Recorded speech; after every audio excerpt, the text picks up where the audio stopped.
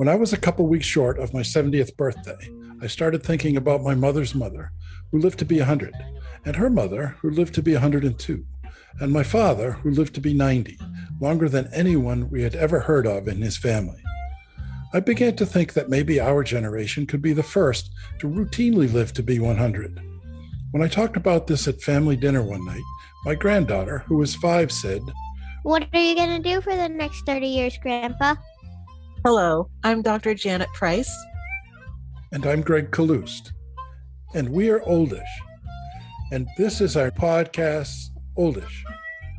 If you're oldish or know someone who is, please join us every week for conversations amongst ourselves And our special guests about what it means to be oldish in the 21st century. If you ever wonder whether you're getting old, you're oldish. What are you going to do for the next 30 minutes? Hi, I'm Janet, and I'm oldish. Hi, I'm Greg, and I'm oldish. Welcome to this episode of Oldish Conversations on Aging in the 21st Century.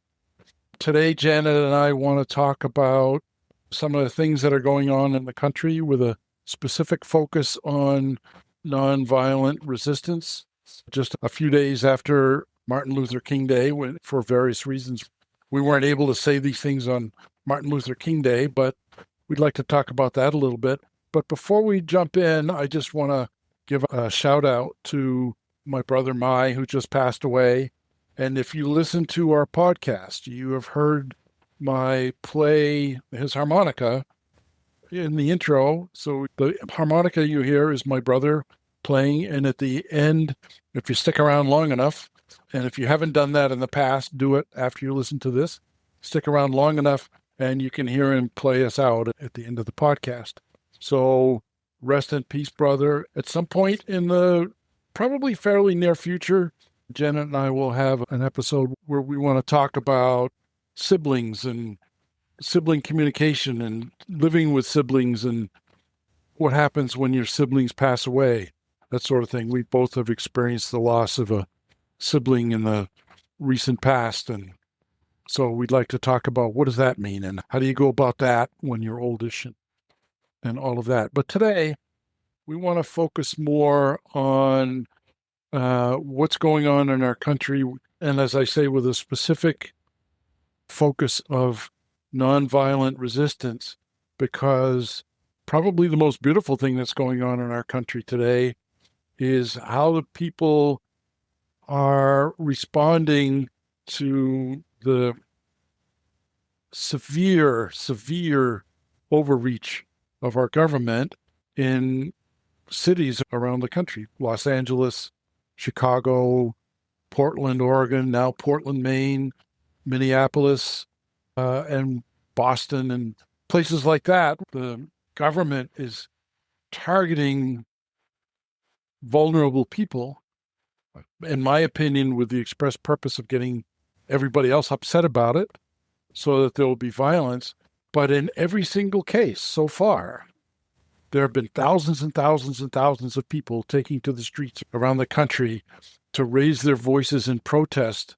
And there has been virtually no violence perpetrated by the protesters. And you better believe that if there was violence, they'd be screaming it on Fox News, and they'd be screaming it on all the other right-wing outlets, and the government spokespeople would be screaming about the violent activities of the protesters. And they're not doing that until a protester is killed, and then they say violent protesters. But other than that, there's no evidence, no thing that they can even exaggerate and make up stories about that the resistance is violent. And we have Martin Luther King to thank for that. And it does seem to be working, and it's a huge blessing for our country. And with any luck, it'll slow down some of this horribleness. It's definitely a really, really scary time. It's hard for me to even hold on to hope at this moment. So I'm glad that you and I are talking about it, because maybe as we talk about it, I will have a little bit more hope. Even just being reminded that, these were Martin Luther King's Jr.'s values And they are, I think, the highest values we can have as human beings is when someone's doing something that we don't agree with and is scary and hurtful and dangerous and results in deaths, that we, instead of responding with violence back, we respond with nonviolent protesting and nonviolent support of each other. One of my fears is that how long will people hold out being nonviolent? I think about Martin Luther King Jr. and how he was a spokesperson and kind of a rallying force for everyone to just keep on keeping on. And I don't know, do we have that right now? Is it in pockets that we're giving each other that kind of reminder and support? I think it's in pockets. I think it's in churches. Many of our politicians and so-called leaders are speaking up that way. Tim Walz, the governor of Minnesota, has stood up in public and said over and over again, stay peaceful, stay strong, take care of each other, gather around when things are going on, but don't hurt anybody, and fill the streets with love instead of hatred. There are a number of people who are doing that. Faith leaders are doing it. There were faith leaders in Minneapolis who gathered last week at the airport and knelt in front of the airport to protest the arrival of the more ICE agents and whoever these masked guys are coming into the city. And they were praying and they were preaching and demonstrating the principles with their bodies. And I think about the scene and I've seen it in city after city for the last year with the No Kings days and the other large protests around the country. But the last few weeks, seeing it in Minneapolis, seeing thousands and thousands of people in the street in 15-degree below zero weather. And we're not talking wind chill. We're talking about 15-degree below zero weather. Thousands and thousands of people in the streets and showing up when a report goes out that ICE is there to grab somebody, and people showing up or already being there in the neighborhood and gathering around and shielding their neighbors and doing their best to drive the ICE people away by documenting what they're doing with their cameras and by them to go away and to loudly say, where's your warrant and who are you people, and take off your masks, and filming them, taking video of them with their cameras and demonstrating to anybody who wants to look in the right direction that they're demonstrating it with their actions, not just with their words. So there are people who are saying words, including me, Yes. but there are people who are out there in the street acting that way. They're acting in a nonviolent way to resist what's going on. And that's what Dr. King was talking about. And that's what he did. And so following his lead. So yeah, it may be just pockets, but the pockets seems like it's the whole country. Yes. Well, I want to give a major shout out to Tim Walz, governor of Minnesota. I think that our leadership is what supports either violence or nonviolent protests. And so the leadership in that state, Tim Walz and the others there, are helping everyone remember violence is not the way we want to go. And we're going to stand firm and do everything we can, like you were just saying, to try to help all of the people be safe. Yep, and behaving properly and expressing love. So, I have a couple of very close friends who live in Minneapolis, and what they do is, they've been bringing food to people. They've been in the streets, watching out for ICE and participating in the large marches, but also showing up when ICE is around and so on. But they're also providing people with food and with other resources, helping people get to the store, because people are afraid, and which is a big part of the point, is that people are afraid to go out. People of color in these big cities are terrified because they don't, it's, driving while brown is not a great idea. And who we hear about is people who are hurt, who are not driving while brown. But people of color are terrified because it's clearly a racist policy. You don't see any reports at all about the ICE showing up to take away some white guy. You don't see that at all. They're showing up to take away a grandmother from Ecuador who, has been here for 50 years. And those people are afraid, and rightly so. Absolutely. And it makes me think about when you're talking about bringing food, and I thought, and these are things that we can do here as far as it's, for me, it's hard to think about what's happening in Minnesota and Minneapolis and think, what can we do, here so I'm in Massachusetts, and it's very clear that ICE people are here and more are coming. And so being able to show our communities and participate in our communities with love. And even when it's not specifically ICE related, but it's still saying we're a community, all of us, people of color, people from other countries, we're all in this together and we care about each other. And that's the key to the whole thing, is we're literally all in this together. And we need to act that way. It's the people, I think, who don't get that, who are able to come out and hurt people and to tell other people to go hurt people. I can't imagine what's going on in the minds and the hearts of the people who are at the top of this. Yes. The people out in the streets, it's not that hard to find crazy people who you say, here's a mask, here's a gun, go do what you want. It's not hard to imagine finding enough of those people to go out and hurt people. Yes. But it's almost impossible for me to imagine the people at the top of that chain saying, yeah, this is a good idea. This is what we want to do. That's all do more of it. premeditated. Yeah, do as much as you can. Yeah. Yeah, like I was saying a little bit ago, as far as the leadership, our leadership helps guide us all as to how to respond. And I think that's what makes protesting difficult, because we've got a leadership that's saying, do this. This is a good thing. Let's track down people of color. Let's track down people who are immigrants or refugees and kill them, or at least take them away from their family and put them somewhere far away. That's what our leadership is saying.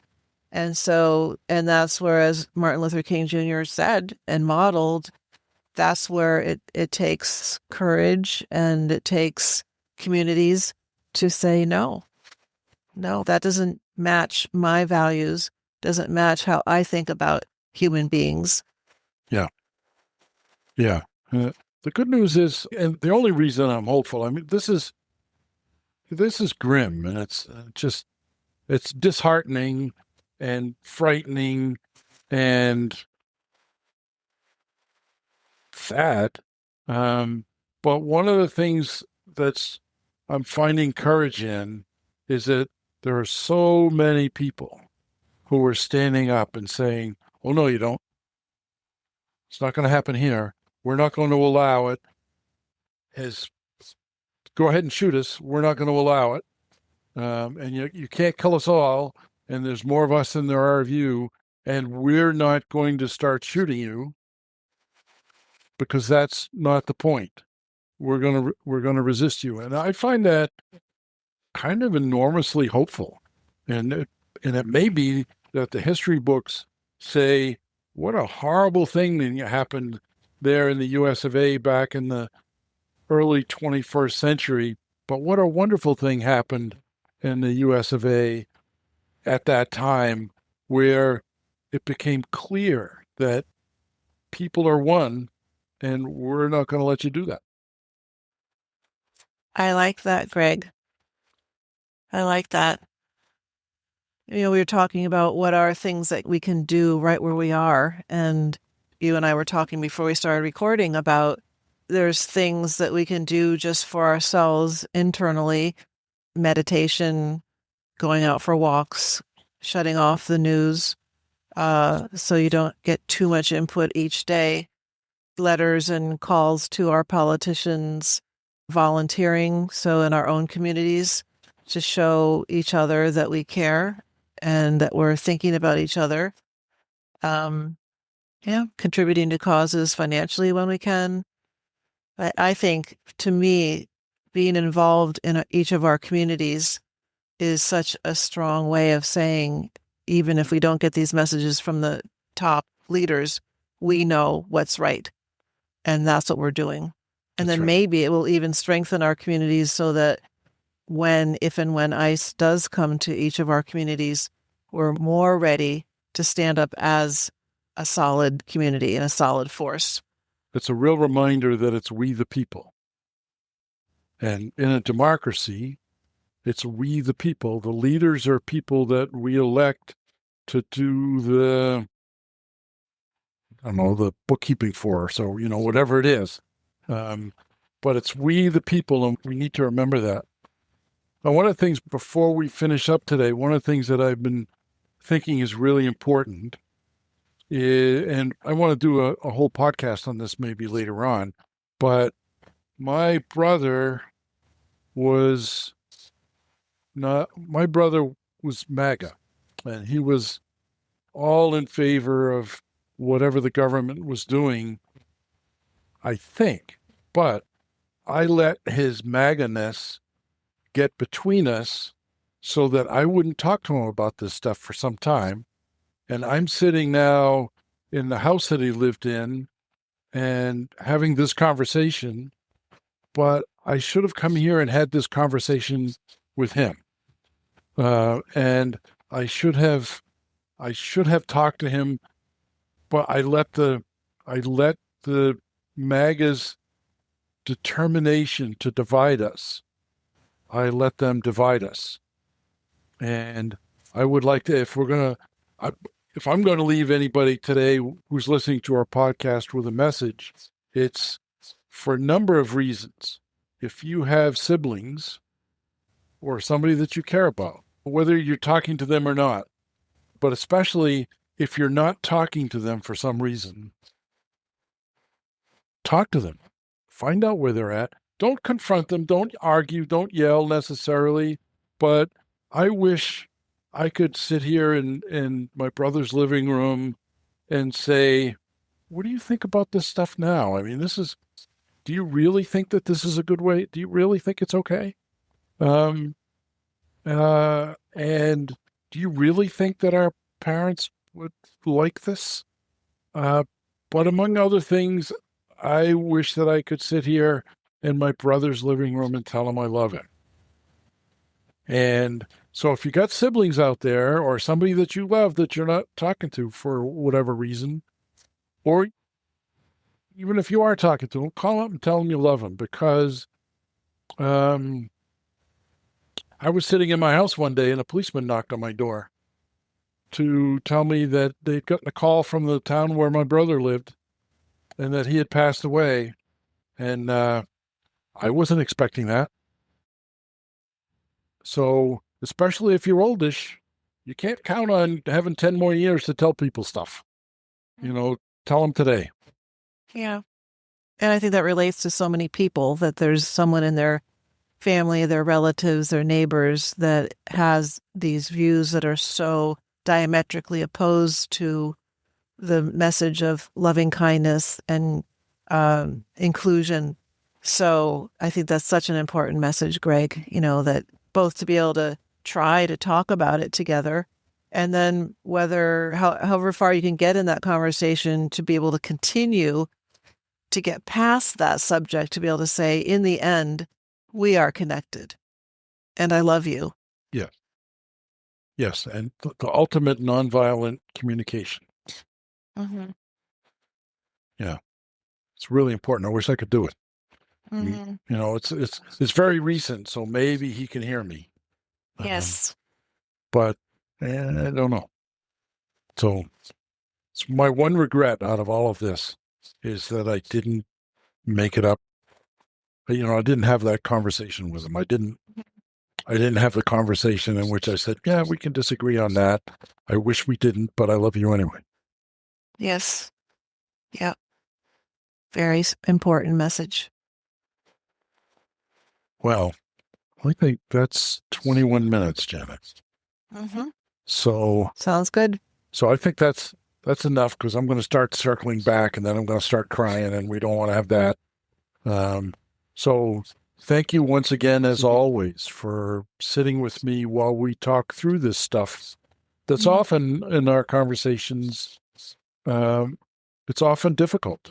So we talk a lot about difficult stuff, and we talk through it, and we come out the other side, and I always feel better. Mm-hmm. And that's a part of being oldish also. Of being able to talk about things that are hard and difficult. I know a lot of times on this podcast, we're celebrating people who are traveling through their oldishness in creative, positive ways. But there's also these hard things in life and being oldish. So I'm thankful that you and I can honor these things together that we are both experiencing, and things that one or the other of us is experiencing. yes, thank you. Well, Janet, I can say out loud in public, I love you, and thank you for being here with me. You're very welcome. I love you too, Greg. Okay. Bye, Janet. Bye, Greg. That's it for now. Thanks for listening. As you heard, my brother Mye just passed away. The harmonica you can hear at the beginning and end of our podcasts is him playing, credited in the show notes as Mye Kaloustian. Listen through to the end of this for an extended selection. Thanks, my brother, and rest in peace. One love. You can leave comments or requests for topics or guests on this or other episodes at www.oldish.me. There's a link there, too, if you've wondered how you can help support our podcast. If you like what you heard today, please tell a friend and rate and review our podcast on Apple Podcasts or wherever you listen to podcasts. We're going to call this Hanging on the Wall.